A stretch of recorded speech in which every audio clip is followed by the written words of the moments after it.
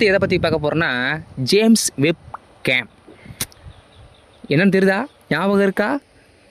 அதாவது வந்து எங்கே உள்ளது உயிரின் முதல் துளி அப்படின்னு விண்வெளிய பயணத்தை மேற்கொண்ட ஸ்டெத்தஸ்கோப்பை பற்றி தான் நம்ம வந்து பேச போகிறோம் மக்களே.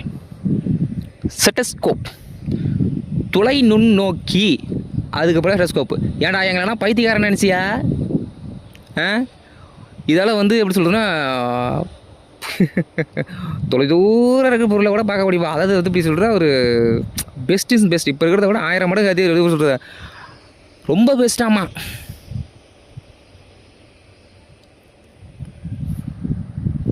தொலை நுண்ணோக்கு கருவி ஜேம்ஸ் வெப் பேரை பற்றியா? James web game.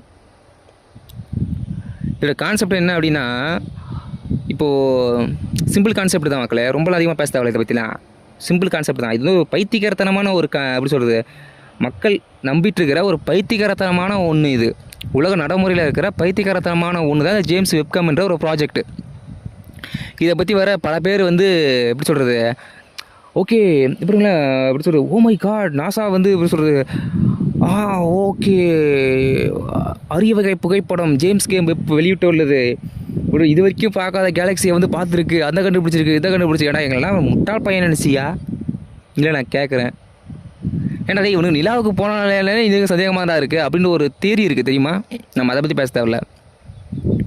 ஒரு விஷயத்தை புரிஞ்சுக்க மக்களே, இதோட கான்செப்ட் இது ஆக்சுவலி வந்து இந்த ஜேம்ஸ் வெப்கேம் எப்படி, அதாவது எப்படி இது செயல்படுது தெரியுமா? இதோட இது என்னென்னா, இப்போது மழை டைம்லாம் பார்த்தீங்கன்னா நல்லா யோசிச்சு பாருங்களேன். மழை டைம் வந்து ஒரு சின்ன வயசுலாம் பார்த்தீங்கன்னா நம்ம வயல்வெளியில் பிறந்தவங்க தான். வயல்வெளியில் போயிட்டு என்ன பண்ணுவாங்க, தூரத்தில் வந்து ஒரு அம்மா என்ன பண்ணுவோம், துணி வச்சுருப்பாங்க. அவங்க சொப்புன்னு அடிப்பாங்க. மழை டைமில் பார்த்தீங்கன்னா அவங்க அடிச்சுட்டு எடுத்ததுக்கப்புறம் தான் சவுண்டு நம்ம ட்ராவல் ஆகும். அதாவது வந்து சவுண்டை விட லைட்டோட ஸ்பீடு வந்து அதிகம். ஸோ வந்து சவுண்டு வந்து அப்புறம் தான் ட்ராவல் ஆகி மெதுவாக நம்ம கிட்ட வரும். அதை வந்து நம்ம எப்படி சொன்னால் நம்ம கண்களால் பார்க்க முடியாது. சாரி, அது வந்து என்னென்னா எப்படி சொல்கிறது, இப்போ ஒரு பஸ்ஸோ கிட்ட வருது அப்படின்னும்போது, பஸ் வந்து அங்கேருந்து கிட்ட வருது அப்படின்னும்போது நம்மளால் ஃபீல் பண்ண முடியும். ஒரு விஷயம் உங்களுக்கு புரியுதா? அது வந்து இப்போ நானே அவங்க கிட்ட தூரத்தை வந்து கிட்ட வரும்போது நம்ம கிட்ட வரதை நம்மளால் ஃபீல் பண்ண முடியும். என்ன சொல்லுன்னா கான்செப்ட் சொல்ல புரியுதா? அது வந்து சவுண்டு, அதாவது லைட்ஸும் சவுண்டு வந்து அதே மாதிரி அதே சேம் தான். அங்கே கிட்ட வரும், நம்ம கடந்து போகும். ஓகேவா? அதை வந்து நம்மளால் முடியாது, நம்ம பிரெயின் வந்து ப்ராசஸ் ஆகாது. அதை வந்து எப்படி சொல்கிறதுனா ஜஸ்ட்டு அப்படின்ற மாதிரி பார்த்து பழகிட்டோம். சவுண்டு கேட்கும், ஜஸ்ட் நம்ம பார்க்குறோம், சவுண்டு கேட்கும், நம்ம பார்க்குறோம். அதை வந்து அப்படியே வந்து இது பண்ணி நம்ம பழகிட்டோம். ஸோ வந்து அந்த ட்ராவல் பண்ணி போகிறன்ற கான்செப்ட் வந்து நம்மக்கிட்ட அது கிடையாது.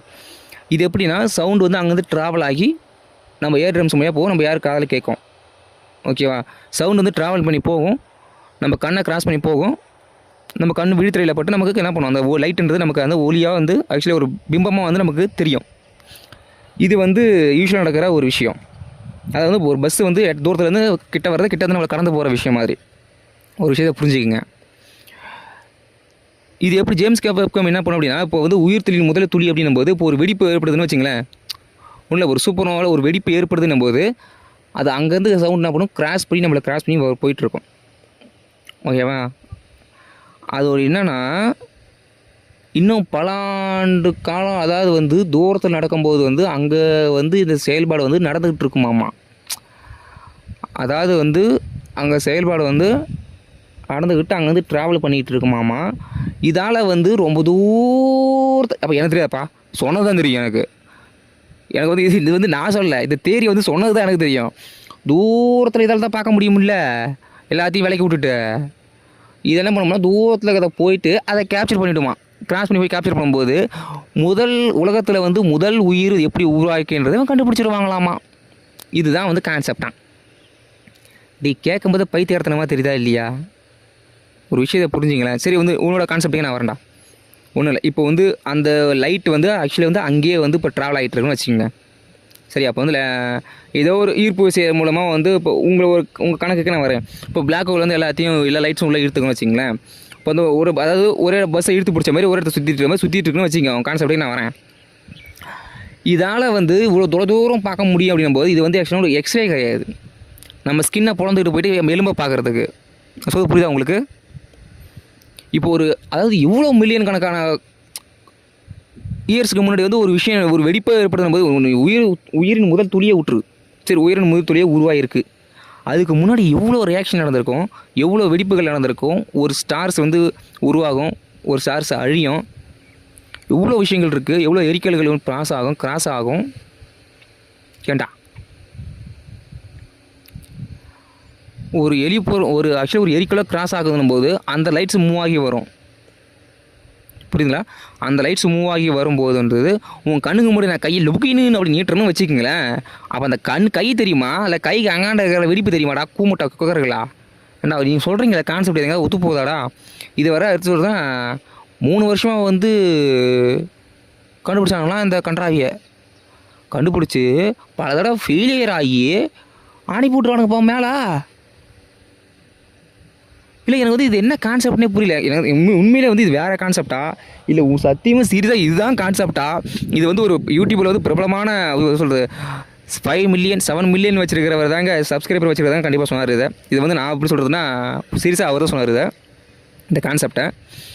எனக்கு புரியல, உண்மையாகவே எனக்கு இது எப்படி வேலை செய்யணும்னு புரியல. சீரியஸாகவே எனக்கு புரியல. டேய், இதெல்லாம் என்னடா, இது எப்படி சொல்கிறது, இதெல்லாம் முட்டாள்தனமாடா. அது வந்து ஜேம்ஸ் கெப்காம் வந்து உலகமே எப்படி சொல்கிறதுனா கொண்டாடிட்டு போராடிட்டு, டேய் இதெல்லாம் என்னடா கான்செப்ட், இதெல்லாம் பைத்தியகரத்தனமான ஒன்றா. இவனுங்க வந்து இந்தியாவை போயிட்டு இதை பண்ணிகிட்டு இருக்கானுங்க. ஆனால் நாமளை அதை நம்பணும்னு வச்சுக்கலாம், அது பெரிய முட்டாள்தனம் வேறு எதுவுமே கிடையாது. புரியுதா மக்களே? உலகம் உருவானது தி கிரேட் எனர்ஜியால். ஆன்மீகத்தை பரமாத்மா அப்படி சொல்கிறது மத்தியெல்லாம் அது மாதிரி.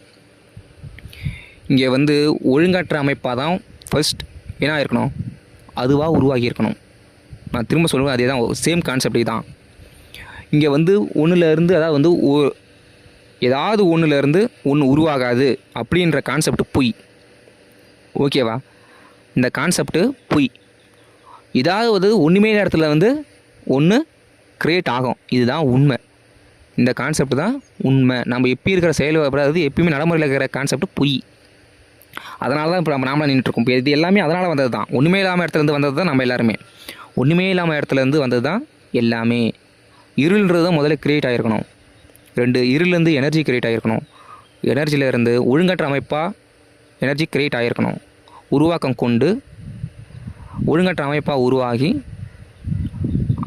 ஒழுங்கற்ற அமைப்பு, அதாவது ஒழுங்கில்லாத அமைப்பு ஒழுங்கற்ற அமைப்பை உருவாக்கம் பண்ணி ஒழுங்கற்ற அமைப்பு அதுக்கான சராசரியான ஒரு உருவத்தை கொடுத்து அதுக்கு தேவைக்கான